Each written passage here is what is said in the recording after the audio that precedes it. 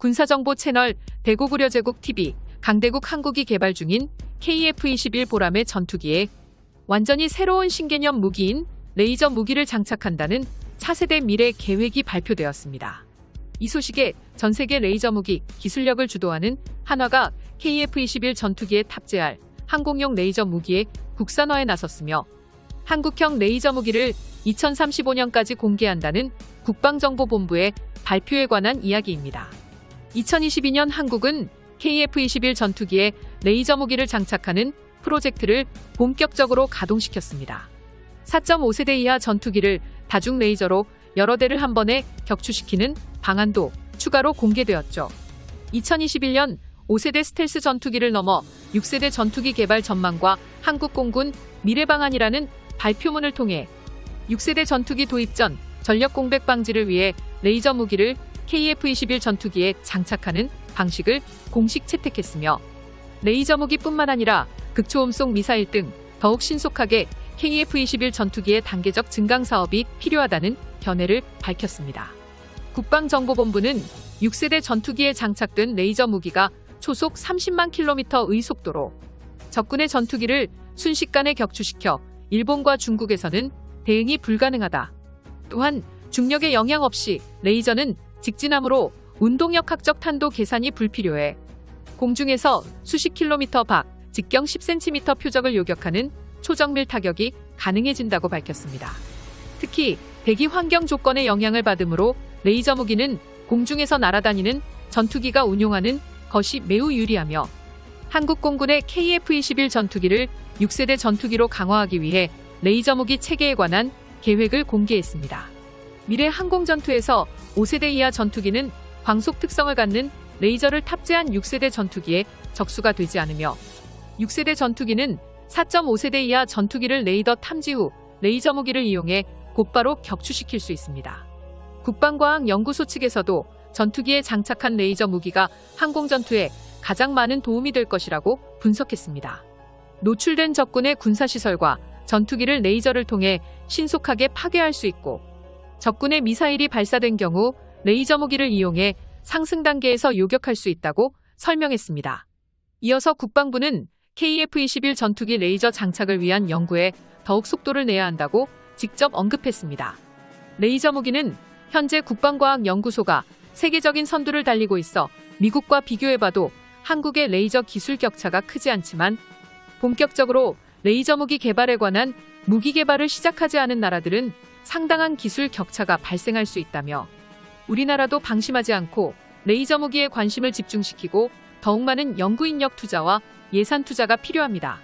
올해 대한민국의 국방 예산은 52조 8,401억 원으로 군사비 지출에서 세계 10위를 당당히 등극했습니다. 이 중 무기를 개발하거나 구매함으로써 군사력을 높이는 방위력 개선비는 16조 9,964억 원. 이를 기반으로 국내 방산업체들은 자체 기술 개발을 통한 무기체계 국산화와 해외 시장 공략에 나서고 있죠. 4차 산업혁명 시대를 맞아 첨단 무기체계를 우리만의 독자적인 기술로 개발하려는 국내 주요 방산업체들의 도전은 쉼없이 이어지고 있으며 KF-21 전투기에 탑재할 레이저 무기는 한화가 시제 제작 계약을 곧바로 수주했습니다. 이로써 한국형 레이저 무기 개발이 더욱더 속도를 낼 전망이군요. 사업 주관은 국방과학연구소이며 4년 개발 기간의 계약 규모는 총 2,430억 원입니다. 레이저 발진기는 빔을 발생시키는 장비로 레이저 무기가 목표물을 정확하게 타격할 수 있도록 더욱 멀리, 더욱 강력하게 발사될 수 있게 하는 장비입니다. 레이저 무기의 성능을 좌우하는 핵심 기술인 셈이죠. 기존 전투기들이 최근 급증하고 있는 드론 등 소형 무인기 공격을 효과적으로 방어하지 못하면서 레이저 무기가 더욱 주목받고 있습니다. 강대국 한국은 미래전장 시대를 맞아 첨단 무기체계 국산화를 적극 추진하고 있고 세계를 주도하고 있으며 고에너지 레이저 기술을 적용한 6세대 KF-21 전투기가 대표적인 사례 중 하나가 되었습니다. 이어서 한국형 차세대 전투기인 KF-21 설계에 디지털 트윈 설계가 적용되었다는 속보입니다. 디지털 트윈 설계란 극도로 강화된 3D 그래픽과 물리 엔진으로 KF-21 전투기의 조립 과정과 항공기의 이착륙 등 현실 테스트 전 가상의 공간에서 먼저 테스트를 해보고 문제점을 빠르게 고쳐나갈 수 있게 되는 4차 혁명 설계 중 하나입니다. 이처럼 KF-21 전투기뿐만 아니라 대한민국의 무기체계에서 확장성이 무궁무진하다는 의미기도 하죠. 디지털 트윈 설계 중에 가장 대표적인 3D 익스피리언스는 우리나라의 신무기 체계 개발에 다양하게 접목시킬 수 있습니다.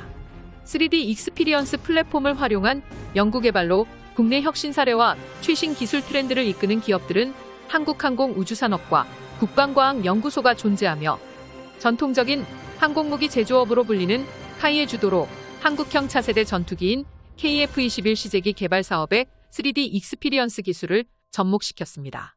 이로써 2022년 초도 비행 전 가상의 3D 물리 엔진으로 KF-21 전투기의 이착륙 테스트를 미리 시행해보고 발생하는 문제점들을 타파할 것입니다.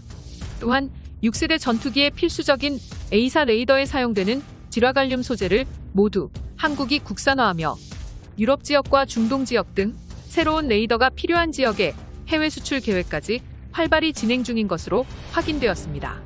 과거 국방산업발전협의회는 미래 군사기술 확보를 위해 X밴드와 질화갈륨 반도체 집적 회로를 국산화하기로 결정했으며 약 5년 뒤 KF-21 전투기에 A사 레이더가 등장함에 따라 한국이 목적으로 두었던 A사 레이더 반도체 국산화는 100% 해결되었죠.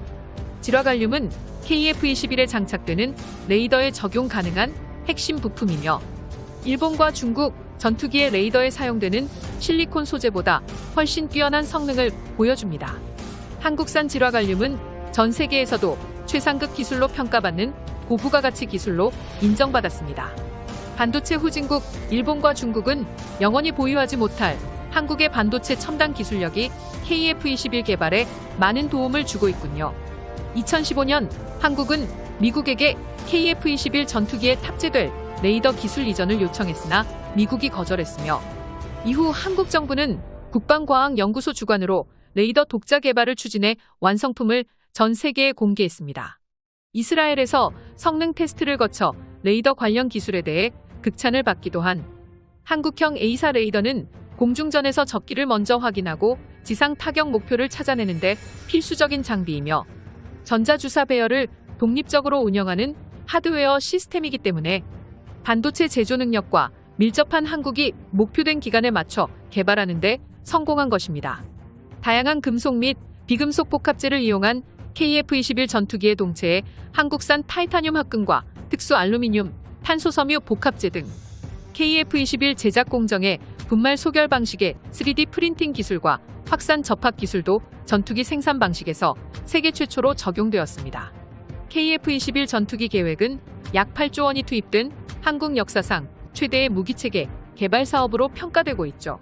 KF-21 개발의 가장 중요한 성과는 한국의 고유 기술력으로 독자적인 전투기를 개발했다는 점과 전 세계에서 손꼽히는 전투기 자체 개발국 미국과 유럽연합의 강대국 한국이 포함되었다는 점입니다. 이러한 성과를 전투기의 기초 단계에서 계획에서 실행까지 20년 만에 보여준 국가는 세계에서 한국이 유일하다고 단언 자신할 수 있습니다. 강대국 한국공군의 자부심 KF-21 전투기가 6세대로 변신할 레이저 무기 디지털 트윈 설계에 관한 이야기였습니다.